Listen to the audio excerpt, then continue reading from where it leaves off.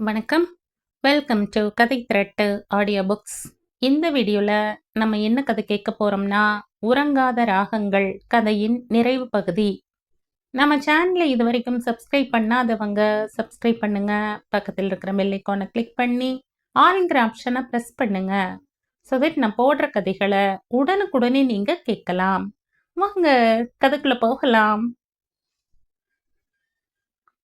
கானமூர்த்தியை வெறித்த விழிகளில் பார்த்த ஆதி முன்னே வந்து நின்றான். பெண்ணுக்கு மட்டுமே உங்கள மாதிரி ஆணவமும் அகங்காரமும் உள்ள மனிதர்கள் வரையறுத்து வச்சிருக்கிற கற்பை நான் மதிக்கிறதே இல்ல. இதே கற்பை ஆம்பளைக்கும் கொண்டு வந்தா 1000ல் ஒருத்தர் கூட கற்புக்கரசன் ஆக முடியாது. மறுமணத்தை பத்தி நீங்க ஒரு கருத்து வச்சிருக்கலாம், அது உங்க தனிப்பட்ட விருப்பம். நான் உங்க பையன்கிறதாலேயே அதே கருத்து எனக்கும் இருக்க வேண்டிய எந்த அவசியமும் இல்லையே. சத்தியமா நான் உங்க மூலம்தான் வந்தேன்.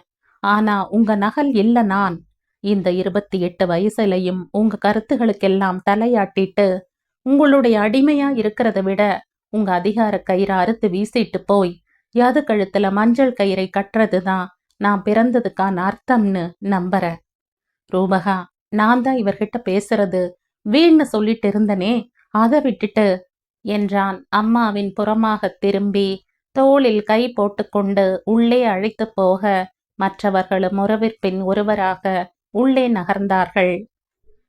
கானமூர்த்தி சிலையாக அமர்ந்திருந்தார். அவரின் அதிகார சாம்ராஜ்யம் சொந்த வீட்டிலேயே செல்லா காசாகி போனது. அவரை பரிதாபமாக பார்த்து கொண்டிருந்த பாவனி சைந்துவை அழைத்து போய் அவர் அருகில் விட குழந்தை வீறிட்டு கொண்டு திரும்ப தாயிடமே ஓடி வந்தது. சைந்து, அவர் உன் தாத்துதாம்மா, போய் பேசு. நோ நோ நோ மம்மி, தாத்து உன்னை அடிக்கும், எல்லாரையும் திட்டும், எப்பவும் கோபப்படும், என்ன கழிசடைன்னு திட்டும். எனக்கு தாத்துவை பார்த்தா பயமா இருக்கு. எனக்கு தாத்து வேணாம், பாட்டி தான் வேணும். அம்மாவின் பிடியில் இருந்து துள்ளி குதித்து இறங்கி உள்ளே ஓடிப்போக வார்த்தைகளில் சிக்குப்படாத வேதனையில் அமர்ந்திருந்தார் கானமூர்த்தி. அவர் அருகில் வந்து பாவனி அமைதியாக சொன்னாள், அதை ஜெயிச்சேன் இதை ஜெயிச்சேன்னு எப்ப பார்த்தாலும் சொல்வீங்களே மாமா. உங்க சொந்த பேத்தி 3 வயசு குழந்தையோட அன்பை ஜெயிக்க முடியல, உங்க பையன்களோட நம்பிக்கையை ஜெயிக்க முடியல. அப்புறம் இந்த வெற்றி எல்லாம் எதுக்காக போகுது? இனியாவது யோசிங்க. என்னாலேயே உங்களை இப்படி தனியா பார்க்க முடியல. சொல்லிவிட்டு உள்ளே போக முதன் முறையாக அவருடைய கண்களில் ஒரு துளி கண்ணீர் துளிர்த்து இருந்தது. அதொன்றும் அவர் முழுக்க தன்னை விடுவித்து கொண்ட குணத்தின் ஏற்றத்தால் வந்தது அல்ல. இப்படி குடும்பமே சேர்ந்து தன்னை எதிர்க்கிறதே என்ற ஆதங்கத்தால் வந்தது. அது சரி, உடனே நிகழ்வை ஏற்றுக்கொண்டால் அவர் கானமூர்த்தியே அல்லவே. வயசுக்கு மேலே உலகத்தில் உள்ள நல்லது பிடிக்காது மாமா, நல்லது பிடிக்காது. வயசு பிள்ளைகள் புதுசா பெருசா வாழ்வது பொறுக்காது அப்பா, வாழ்வது பொறுக்காது. அந்த பொழுதுகள் அழகான சந்தோஷங்களை கொண்டு வந்து கொடுத்திருந்தது. கானமூர்த்தியின் மறுப்பும் ஆதியின் பிடிப்பும் ஒரே நேரத்தில் சாருகேசிக்கு புரிய வைக்கப்பட்டது. அவர்கள் எதிர்பார்க்காத நேரத்தில் லலிதாங்கி மூத்த மகனுடன் வந்து நின்று பெண் கேட்க அது ஆதிக்கும் அதிர்ச்சியாய்த்தான் இருந்தது. அவர் இருக்கும்போது நான் அபசகுணமா தனியா வரக்கூடாதுதான். நான் என்னதான் செய்யறது? குணம் கெட்ட மனுஷனை விட அபசகுணம் பெருசில்லைன்னு தான் நினைக்க வேண்டியிருக்கு. வாழ்ந்து முடிச்சவரோட வரட்டு கௌரவத்துக்காக வாழ வேண்டிய குழந்தைகளின் வாழ்க்கையை பத்தி கவலைப்படாம இருக்கிறது நியாயமே இல்லை. நீங்க கல்யாணத்துக்கு எல்லா ஏற்பாடுகளையும் செய்யுங்க, எதுவா இருந்தாலும் என் மூத்த பிள்ளைகிட்ட பேசுங்க என்று சொல்லிவிட குழப்பம் முடிச்சு அவிழ்ந்து மங்கள முடிச்சு நிகழும் நிகழ்விற்கான முஸ்தீபுகள் ஆரம்பமாகி இருந்தது. ஆன மட்டும் முயன்றும் அணு அளவு கூட தடுக்க முடியாமல் தவித்து கொண்டிருந்தார் கானமூர்த்தி. தேதி குறித்து கல்யாண மண்டபம் பிடித்து முகூர்த்த பட்டு எடுக்கும் வரைக்கும் எந்த நிகழ்வுக்கும் அவர் வரவே இல்லை. நாட்கள் நெருங்கிக் கொண்டிருந்தது. தான் நினைத்ததை நிறைவேற்ற எந்த அளவிற்கும் இறங்குவார் என்பதை அவர் இன்னொரு முறை நிரூபித்தார். யது கல்யாணம் முடிஞ்சு 2 மாசம் வரைக்கும் எந்த கச்சேரிக்கும் ஒத்துக்க கூடாது. தன்னுடைய அலுவலக அறையில் இருந்த சுழல் நாற்காலியில் அமர்ந்து சுற்றி கொண்டே அவன் கொஞ்சிக் கொண்டு இருக்க, மறுமுனையில் அந்த இசை குயில் சிரிப்பு ஸ்வரம் மீட்டியது. அது ஏனாம், கல்யாணத்துக்கு இன்னும் 20 நாள் தான் இருக்கு. கல்யாணம் முடிஞ்சதும் நான் உன்னை அழைச்சிட்டு டென்மார்க் போக போறேன். 1 மாச பயணம். அங்க என் நண்பர்கள் எல்லார்கிட்டையும் என் அழகு மனைவியை காட்டணும். உன் இசை கச்சேரியை நடத்தி நான் பெருமை அடிக்கணும். நான் தனியா சுத்தி அலைஞ்ச இடத்துக்கெல்லாம் உன் கூட சேர்ந்து போய் பார்க்கணும். அவன் டென்மார்க் கனவுகளில் முகிழ்ந்து போக, மறுமுனையில் கன்னத்தில் கை வைத்து அமர்ந்திருந்தாள் யது. யது, அந்த பக்கம் யாரும் இல்லைன்னு தூங்கிட்டியா? அது சரி, தூங்குனது நானா நீங்களா? அப்ப டென்மார்க்க பத்தி பேசுறத பார்த்தா அங்க கண்டிப்பா ஒரு கேர்ள் ஃப்ரெண்ட் இருப்பா போலல்ல இருக்கு. அவள் சீண்ட, பதிலுக்கு அவன் சீண்ட அந்த பொழுதுகள் இனிதாக கழிந்தது. அலைபேசியை வைத்துவிட்டு வேலைகளில் மூழ்கி போன நொடிதான் மீண்டும் அலைபேசி சிணுங்க யதுதான் வம்பு செய்கிறாள் என்று எண்ணி எடுத்தவன் அது அம்மாவின் எண் என்றதும் கொஞ்சம் குழப்பமாக உயிர்ப்பித்தான். அம்மா இப்படி அலுவலக நேரத்தில் எல்லாம் அழைத்ததே இல்லை. அலைபேசியை உயிர்ப்பித்தவன் தன்னுடைய நிம்மதியை விலை பேசி விற்றிருந்தான் க்ஷணத்தில். KM ஹாஸ்பிட்டல் வளாகத்தில் கவலை தோய்ந்த முகத்துடன் அமர்ந்திருந்தார்கள் பெரியவர் கானமூர்த்தியின் குடும்ப உறுப்பினர்கள். அழுகை கவ்வ அம்மா சொன்ன வார்த்தைகளை கேட்ட பிறகு அரை நொடி அங்கே அவனால் தாமதிக்க முடியுமா என்ன? அவனுக்கு ஒவ்வாமல் உயிர் கரைத்தது அவர் குணம்தான் தவிர தகப்பன் என்ற உறவா என்ன? இசையையும் அவரின் சில இழிவான மலிவு விலை அகங்கார நடவடிக்கைகளையும் தவிர்த்தால் அவர் எத்தனை சிறந்த தந்தை! மார்பில் மகன் இருவரையும் சாய்த்து கொண்டு இசையாலே தாலாட்டு பாடிய நாட்கள் எல்லாம் மனதில் வந்து முட்டி மோத மனம் நிறையவே வேதலித்து போனது. அடுத்த நாள் காலையில்தான் கண் திறந்து பார்த்தார். மார்பு வலி என்று சரிந்தவருக்கு தன்னை சுற்றி நடந்த நிகழ்வுகளால் மன அழுத்தம் ஏற்பட்டு இருப்பதாய்த்தான் ஆரம்பத்தில் சொன்னார்கள். ஆனால் ஒரு முழு நாளும் அவர் கண் விழிக்காமல் கிடந்ததால் கவலை பாலும் சோறுமாய் வந்து அப்பிக்கொண்டது. மகன்கள் இருவரும் முகத்தில் ஈ ஆடாமல் நின்று கொண்டிருக்க லலிதாங்கி கண்ணில் கண்ணீர் முழுசாய் வற்றிப்போக அமர்ந்திருந்தார். இசைத்துறையை சேர்ந்தவர்களின் தொடர் விசாரிப்புகளுக்கு பதில் சொல்லியே அந்த நாள் முழுக்க கடந்தும் போனது, முடிந்தும் போனது. சாருகேசி வந்து ஆறுதல் சொல்லிவிட்டு போனார். ஆனால் யதுதான் முற்றாக குன்றிப் போயிருந்தாள். அவள் மனம் குற்ற உணர்வில் தகித்தது. அவளால் தான் அத்தகைய பெரியவரின் வாழ்விலும் மனதிலும் அத்தனை குறை. சிறு வயது முதலே அவர் பாட்டை கேட்டே வளர்ந்தவள். கம்பீர நாட்டையில் அவர் பாட அரங்கத்தில் அத்தனை பேரையும் ஆண்டு நிற்கும் அவருடைய குரல், அவருடைய இந்த நிலை அவளை வெகுவாய் கரைத்தது. ஆதியை அழைத்து எதுவும் சொல்ல இயலாமல் அவள் விசும்ப அவன் தவித்து போனான். எதுக்கிப்போ அழுகை? எதுவும் தப்பா ஆகாது. இல்ல ஆதி, எல்லாரும் சேர்ந்து அவரை மூர்க்கமா எதிர்த்துட்டமோ, ரொம்ப குற்ற உணர்வா இருக்கு. இன்னொரு பக்கம் எனக்கு கல்யாண வாழ்க்கைக்கு ராசியே இல்லை என்று அவள் கழிவிரக்கத்தில் தவிக்க அவனுக்கு கோபம்தான் வந்தது. நிறுத்தறையா? அளவுக்கு அதிகமா யோசிக்காத. எங்க என்ன நடந்தாலும் அது உன்னால தாங்குற மாதிரி பேசிட்டு இருக்காத யது. இப்ப நீ மூட் அவுட்டா பேசினா அங்க வந்து உனக்கு என்னால ஆறுதல் தர முடியாது. முதல்ல எனக்கு சப்போர்ட்டா நில்லு. தள்ளி நின்னு மனச ரணப்படுத்திட்டு இருக்காத. போனை வைத்து விட்டான். கல்யாண பேச்சும் நின்றும் போனது. அவர் மனசளவுல ரொம்ப ரொம்ப பலவீனமா இருக்காரு. அவருக்கு எந்த அதிர்வையும் ஏற்படுத்தாம கொஞ்சம் சாஃப்டா நடந்துக்கங்க. இல்லாட்டி அவர் வாழ்க்கைக்கு எங்களால எந்த உத்தரவாதமும் தர முடியாது. 10 நாட்கள் கழித்து டிஸ்சார்ஜ் செய்த போது மருத்துவர்கள் சொல்லி அனுப்பி வைத்தார்கள். மொத்த முயற்சிகளும் அவருடைய ஒற்றை அசைவில் கவிழ்ந்து போனது. கொஞ்ச நாள் போகட்டும் ஆதி. அப்பாவுடைய உடல்நிலையும் மனநிலையும் மாறி வரட்டும். அவர் நிலையை உணராம நாம முன்னே போனா அதுவே அவரோட உயிருக்கு ஆபத்தாக முடியும். அதுக்கப்புறம் நம்முடைய மனசாட்சிக்கு பதில் சொல்ல முடியுமா என்ன? யது உங்களுக்காக எத்தனை யுகம் வேணா காத்திருக்கலாம். நீங்க ஃப்ரீயா இருங்க. சாருகேசி சொல்லிவிட அதுதான் சரியானது என்று ஆதியும் அமைதியாகிவிட்டான். வீடு அமைதியில் குளித்துக் கொண்டிருந்தது. முன்னே போல எந்த முரண்பட்ட வாக்குவாதங்களும் இல்லை. ஆதியின் மௌனமும் லலிதாங்கியின் அமைதியும் தனக்கான வெற்றியாகவே கானமூர்த்தி உணர்ந்தார். அப்படிப்பட்ட ஒரு நாளில்தான் அவர் மீண்டும் தன்னுடைய வேலையை காண்பித்தார். லலிதா, மைசூர் கிளம்பணும் நாளைக்கு. ரெடியா இருந்துக்க. உன் மகன்கள் 2 பேருக்கும் செய்தி சொல்லிடு. நான் இதுக்காகெல்லாம் அவனுகிட்ட பேச தயாரா இல்லை என்றார் ஆணவத்தின் பிடி தளர்த்தி கொள்ளாமல்.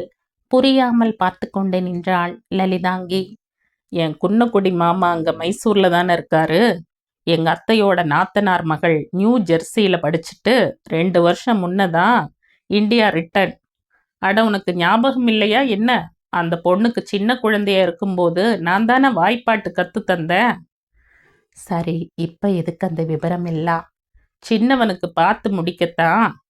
அவரின் தீர்க்கமான பதிலால் அதிர்ந்து போய் நின்றாள். ஆதியிடம் சொன்னபோது யோசனையாய் அமர்ந்திருந்தான்.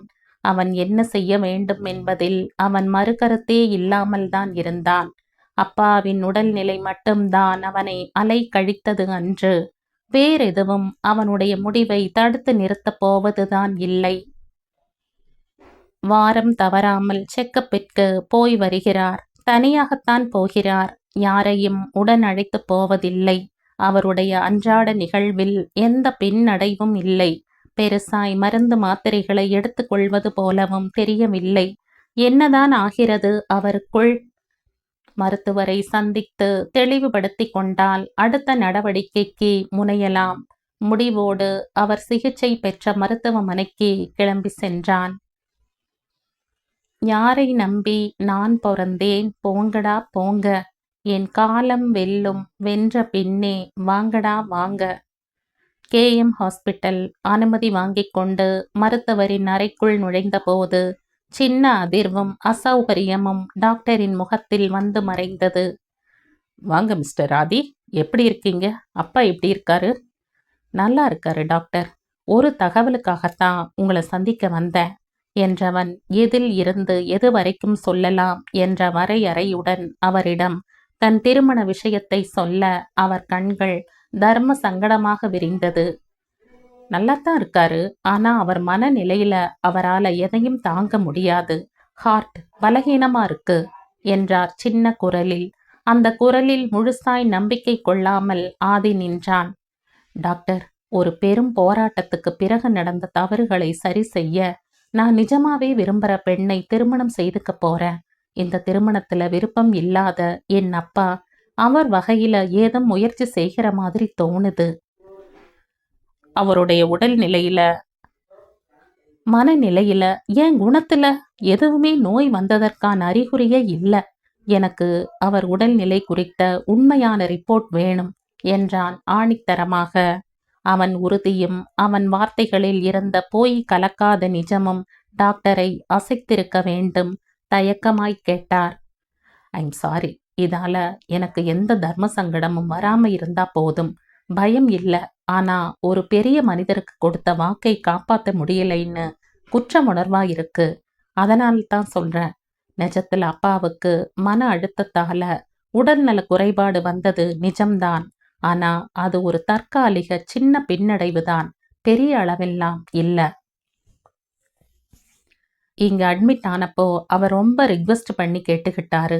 உங்க திருமண விஷயத்துல மிகப்பெரிய சிக்கல் இருக்கிறதாகவும் அதை சரி செய்ய தனக்கு கால அவகாசம் தேவைப்படுறதாகவும் அதுக்காக தன்னுடைய உடல் நலிவை பயன்படுத்த நாங்கள் ஒத்துழைப்பு தரணும்னு கேட்டுக்கிட்டாரு. உண்மையை சொன்னா நான் அவரோட பாடல்களுக்கு பரம விசிறி. அவருக்கு மருத்துவம் பார்க்கறதையே அத்தனை பெருமையா நினைக்கிறேன் நான். அப்படி இருக்க அவர் எங்கிட்ட உதவி கேட்டு நிற்கும்போது என்னால என்ன செய்ய முடியும்? ஆனா இப்போ நீங்க உங்க திருமணத்துக்கு என் மருத்துவ அறிக்கையால சிக்கல் இருக்கிறதா சொல்லும்போது ஒரு வயதானவருக்கு நான் தந்த வாக்குறுதியை விட ஒரு பெண்ணுக்கு நீங்க தந்திருக்க வாக்குறுதி கண்டிப்பா நிறைவேற்ற வேண்டியது. அதனால தான் சொன்னேன். I'm sorry. Your father is perfectly all right. எழுந்து வந்து கை கொடுத்தார். ஆதியின் முகத்தில் ஒரு வலியும் ஒரு நிறைவும் நிறைந்திருந்தது. விடை பெற்று கொண்டு வெளியில் வந்தான். மரங்களை தாலாட்டிய தென்றல்தான் புயலானதும் வேரோடு விளையாடி வெட்டி வீழ்த்துகிறது. அன்பில் கனிந்து நின்றவன்தான் ஆதி. அப்பாவின் உடல் நலனில் குறை என்றதும் இத்தனை நாளும் முகக்குறிப்பால் கூட அகத்தின் தேவையை காட்டாதவன்தான். ஆனால் அவரின் குள்ளநரித்தனத்திற்கு இன்னொரு சான்று கிடைத்ததும் முற்றிலும் வேறாகி இருந்தான். எத்தனை சீக்கிரத்தில் அத்தனை காரியங்களும் நடந்தேறியது என்றுதான் தெரியவில்லை. அப்பாவிடம் சொல்லிக் கொண்டுதான் செய்தான் அத்தனையும். பத்திரிகை அடிப்பது முதல் மண்டபம் பிடிப்பது வரைக்கும் அத்தனை விஷயங்களையும் அவர் காதுகளில் கொண்டு வந்து சேர்த்தான். அவர் எதிர்த்த போதும் விவாதிக்காமல் கடந்து போனான். அவர் செய்த மருத்துவ மாறாட்டத்தை சொல்லி அவரை அசிங்கப்படுத்தவும் இல்லை. ரூபகனிடமும் அம்மாவிடமும் பகிர்ந்து கொண்டதோடு சரி, அவர்களையும் அது குறித்து பேசக்கூடாது என்று கண்டிப்பாக மறுத்துவிட்டான். பத்திரிகை அடித்து வந்த நாளில் எடுத்து வந்து அவர் முன் வைத்த நிமிஷம்தான் அவன் எதிர்பார்த்த அந்த வார்த்தையை சொன்னார். இங்கே புனிதமான சங்கீதம் வாசம் செய்கிற இடம். அந்த மாதிரி புனர் வாழ்வு தேடி வர பெண்களுக்கெல்லாம் இடமே இல்லை. சாரீரத்துல அப்பழுக்கு இருந்தா சாதகம் பண்ணலாம். ஆனா சரீரத்தில் அழுக்குப்பட்ட பெண்ணை என் வீட்டு மருமகளா ஏத்துக்க முடியாது. நீ இந்த வீட்டை விட்டு போகலாம். அவர் சொன்னதும் வாய் விட்டு சிரித்தான். சரீரத்துல தானே மனசும் இருக்கு. அது மாசுபட்டவங்க எல்லாம் மனுஷங்கன்னு சொல்லிக்கும் போது மற்றதெல்லாம் என்னப்பா? பெண் மட்டும் கல்லா இருக்கணும், உளிப்பட்டதும் உடைஞ்சு போகணும். ஆனா ஆணுக்கு அந்த நியதி இல்லை. இந்த முறையெல்லாம் உங்களோட போகட்டும். உண்மையில் என் யது வாழ்றதுக்கு இந்த வீடுதான் தகுதி இல்லாதது என்றவன் அங்கிருந்து மனப்பூர்வமாகவே வெளியில் வந்தான். கடவுள் நினைத்தான், மணநாள் கொடுத்தான், வாழ்க்கை உண்டானதே. கலைமகளே நீ வாழ்கவே. அவனே நினைத்தான், உறவை வளர்த்தான், இரண்டும் ஒன்றானதே. திருமகனே நீ வாழ்கவே. ஆயிரம் காலமே வாழ்கவே திருமணம். காலையில் இருந்தே லலிதாங்கி பரபரப்பாகவே இருந்தாள். 9:10 முகூர்த்தம். பெற்ற மகன் கல்யாணத்திற்கு இப்படி விருந்தாளி மாதிரி சென்று நிற்க வேண்டியதை நினைத்தே அவர் உள்ளம் குமைந்து கொண்டிருந்தது. என்ன செய்ய முடியும் இந்த குணம் கெட்ட மனிதரை வைத்து கொண்டு? காஞ்சிபுர பட்டும் கழுத்து நிறைந்த நகையும் அணிந்து இப்படி எப்படி அழகு பார்த்து கொண்டு நிற்க உள்ளே வந்த ஞானமூர்த்தி ஆக்ரோஷமாக பார்த்து கொண்டிருந்தார். எங்கு கிளம்பிட்ட என்றார் ஆத்திரமாக. என் புள்ள கல்யாணத்துக்கு. ஏதோ 3ஆம் மனுஷி மாதிரி போக வேண்டியிருக்கு. எல்லாம் என் தலை எழுத்து என்று அலட்டி கொள்ள முன்னே வந்து கோபமாக பார்த்தார். எனக்கு உடம்பு என்னவோ பண்ணுது. நீ போகக்கூடாது. மீறி போனா நீ வரும்போது நான் இருக்க மாட்டேன். அவர் அஸ்திரத்தை எடுக்க அவள் வஸ்திரத்தை சரி பண்ணி கொண்டே நிமிர்ந்து பார்த்தாள். நாம நினைச்ச மாதிரி தான் குழந்தைகள் வாழணும்னு நினைக்கிறது அதிகாரம். அவங்க நினைச்ச மாதிரி வாழட்டும்னு வழி விடுறது அங்கீகாரம். அதுக்கு பக்குவம் வேணும். பெரிய மனுஷனுங்கிறது வாழ்நாள் கணக்கு மட்டும் இல்ல, சிந்தனை செயல்ல வர ஞானம். நீங்க என்னை காலம் பூரா அதிகாரம் பண்ணலாம். அதுக்கு அர்த்தம் நான் உங்களுக்கு அடிமைங்கிறது இல்ல. குறையோடு இருந்தாலும் நீங்க என் வாழ்க்கைங்கிற நிஜம். அதுபோல குழந்தைகளை அவங்க வாழ்க்கையை வாழ விடுங்க. நீங்க அதிகாரத்தை காட்டினதால தான் நம்ம பிள்ளைங்க 2 பேரும் நம்மை விட்டு போயாச்சு. இதுக்கு மேலையும் அப்படியாகும் இப்படியாகும்னு பயமுறுத்தினா வாழ்ந்து முடிச்ச நம்ம வாழ்க்கையை விட வாழ வேண்டிய அவங்க வாழ்க்கை தான் முக்கியம்னு நான் சொல்லிட்டு போயிட்டே இருப்பேன். சொல்லிவிட்டு இறங்கி போய்கொண்டே இருந்தாள். கானமூர்த்தி தன் பிரம்மாஸ்திரத்தையும் இழந்து நின்று கொண்டிருந்தார். கல்யாண மண்டபத்தில் பரபரப்பு திடீரென்று தொற்றிக்கொள்ள எல்லோர் பார்வைகளும் வாசலை தொட கானமூர்த்தி விரைப்பாய் வந்து கொண்டிருந்தார். மகிழ்வும் அதிர்வும் குழப்பமுமாய் அத்தனை பேரும் ஒருவரை ஒருவர் பார்க்க சாருகேசி ஓடிப்போய் அழைத்து வந்து முன் வரிசையில் அமர வைத்தார். ஆதிக்கும் தொண்டை அடைத்தது மகிழ்வில். அவருக்கு சபையில் இருந்தவர்கள் எழுந்து பவ்யமாய் மரியாதை செய்ய தலையசைத்து அங்கீகரித்து கொண்டார். அவர் தொட்டு ஆசிர்வதிக்க வரி சங்கங்கள் முழங்க மங்கள நாணை ஏற்றினான் ஆதி யதுவின் கழுத்தில். இருவரும் வந்து அவர் பாதம் தொட யதுவை உச்சி முகர்ந்து, நல்லாருமா, தீர்க்க சுமங்கலியா இருக்கணும் என்று ஆசிர்வதித்தார் மனப்பூர்வமாக. நிறைவாக இருந்தது. முழுசாகவெல்லாம் பெரியவர் மாறிவிடவில்லை. சபா செக்ரட்டரி அனந்து வந்து மெல்ல காதை கடித்தார். என்ன கானமூர்த்தி ஐயா, என்ன போராட்டம் செய்தும் உங்களால இந்த கல்யாணத்தை தடுக்க முடியாது போயிடுச்சே என்க அவரை புழுவை போல பார்த்தார். என்ன நினைச்சிருந்த கானமூர்த்திய, சின்ன மீனை போட்டு பெரிய மீனை பிடிச்ச மாதிரி சங்கீதம்னா என்ன விலைன்னு கேட்குற என் மகனை வச்சு நான் பிடிச்சது சங்கீத சக்கரவர்த்தினியை. நீ வேணா பார்த்துட்டே இரு. எண்ணி 3 வருஷத்துல என் மருமகள் கையில அத்தனை சங்கீத விருதுகளும் வந்து கொட்ட போகுது. நான் எது செய்தாலும் யோசிச்சு தான் செய்வேன். எனக்கு இசை வாரிசு இல்லைன்னு சொன்னவங்க மத்தியில இப்போ இந்த கானமூர்த்திக்கு யார் இசை வாரிசுன்னு கேட்க முடியுமா என்ன? ஜிப்பா கையை உயர்த்தி விட்டு கொண்டே அவர் பிளேட்டை மாற்றி போட அத்தனை பேரும் தலை தெறிக்க ஓடிப்போனார்கள். அதன் பிறகு மண்டபம் முழுக்க தனி ஆவர்த்தனம் நடத்தி கொண்டிருந்தார். யாருப்பா அது நாதஸ்வரம்? ஒன்னும் களை கட்டவே இல்ல. ஏதோ சின்ன மௌலானா மாதிரி மனசுல நினைச்சிட்டு வாசிக்கிறதுக்கு பதிலா சீவழிய கடிச்சிட்டு இருக்கீங்க. இவ்வளவு பெரிய இசை குடும்பத்து கல்யாணம், கச்சேரிக்கு யாரோ வயசான அம்மாளை கூட்டிட்டு வந்து உட்கார வச்சிருக்கீங்க. என்னையா இது அநியாயம்? அவங்களுக்கு குரலே எழும்பல. இதெல்லாம் கவனிக்க வேண்டாமா? மண்டபம் முழுக்க அவரின் குரல் ஒலித்து கொண்டே இருந்தது. என்ன யது, அவரை பார்த்தா பயமா இருக்கா? கள்ளக்குரலில் கேட்டு ஆதி சிரிக்க அவள் வேகமாய் தலையசைத்தாள். அவர் மாறிட்டாரு போலிருக்கு ஆதி, அவள் அப்பாவியாய் சொல்ல அவன் சிரிப்பை அடக்க முடியாமல் நின்றான். அதான் இல்ல, அவர் மாத்திக்கிறதுக்கு முயற்சி எடுத்துக்கிட்டு இருக்காரு. அதுவே பெருசுதான் யது. ஒரே ஷாட்ல பணக்காரனா மாறுறதும் வில்லன் திருந்துறதும் சினிமாவில தான் சாத்தியம். நிஜத்துல சாத்தியம் இல்ல. ஆனா இனி அவர் உன்னை வெறுக்க மாட்டார். உங்கிட்ட குறைன்னு அவர் நினைக்கிறத விலக்கிட்டு உங்கிட்ட நிறைய இருக்கிறத ஏத்துக்க ஆரம்பிச்சிட்டாரு. தன்னோட இசை வாரிசா அவர் உன்னை பார்க்க ஆரம்பிச்சாச்சு. ஒரு வாரிசையும் பெத்து அவர் கையில கொடுத்துட்டா அவர் பாட்டுக்கு பாட்டு கத்து கொடுத்துட்டு அமைதியாகிடுவாரு என்று அவன் அர்த்தமாக சிரிக்க அவள் சிவந்து போனாள். என்ன பேச்சு இதெல்லாம் என்றாள் பொய் கோபத்தோடு. தாலி கட்டி 4 மணி நேரம் ஆகியும் கூட இந்த பேச்சு பேசக்கூடாதா? என்னையா நியாயம்? அவன் அழுத்து கொள்ள அவன் கைகளை மெல்ல அழுத்தி பிடித்து கொண்டு சொன்னாள். கண்டிப்பா ஆதி, அவரோட இசை ஞானத்தோடவும் உங்க அற்புதமான குணத்தோடவும் கூடிய ஒரு குழந்தை வேணும் எனக்கு.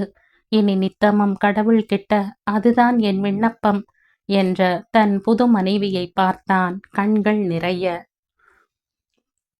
வரம் கேட்கும்போது சரியா கேளு யது, மாத்தி கேட்டுடாத. ஏன்னா அவரோட குணத்தோடவும் என்னோட சங்கீத ஞானத்தோடவும் ஒரு குழந்தை பிறந்தா எப்படி இருக்கும்னு நினைச்சு பாரு. அவன் சிரிக்காமல் கேலி செய்ய அவள் நரநரவென அவன் உள்ளங்கையில் கிள்ளி வைக்க அவன் வலி தாழாமல் ஆஹா என்று அலறிவிட்டான். பொண்ணு மாப்பிள்ளைக்கு இப்பவே சங்கீதம் கத்து கொடுக்க ஆரம்பிச்சிட்டா. இனி கச்சேரி களை கட்ட போகுது. மண்டபத்தில் இருந்தவர்கள் கேலி செய்து சிரிக்க அந்த யதுகுல காம்போதி என்ற ராகம் ஆதி தாளத்துடன் தோள் சேர்ந்தது.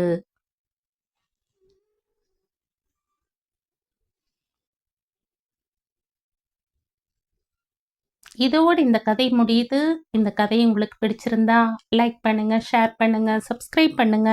மற்றும் ஒரு இன்ட்ரெஸ்டிங்கான கதையோட அடுத்த வீடியோல சந்திப்போம். பாய். தேங்க்யூ.